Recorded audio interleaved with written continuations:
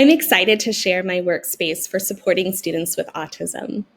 To build this workspace, I considered all that I've learned from the strengths and the challenges of the various students with autism that I've supported over the years. I also considered research-based factors that influence learning for students with autism.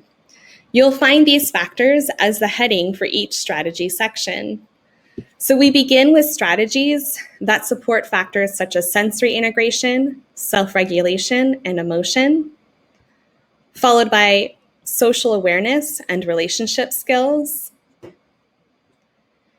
inhibition and metacognition and memory, and finally, visual reasoning, inferences, and math communication.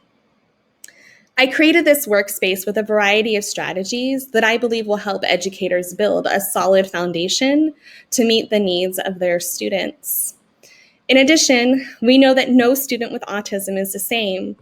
Some students with autism are going to need support with understanding and self-monitoring in the classroom.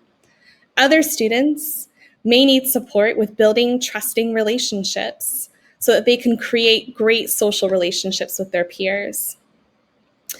Other students need predictability in the environment and structure.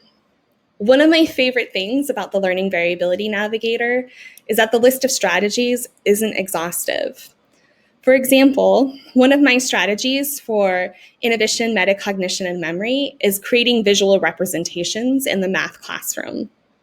So when I click on this strategy, I have a quick overview of what the strategy is and why I would want to use it. I have videos of teachers and students actually implementing the strategy in their classroom.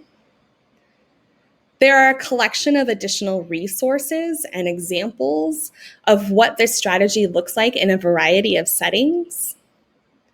I'm also going to learn about the factors that are supported by this strategy that I might not have thought of before, such as numeracy and mathematics, cognition, social and emotional learning, and student background.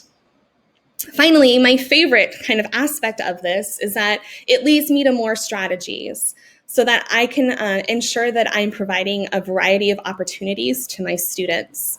So another strategy that I might want to explore is explaining their thinking after they create a visual representation.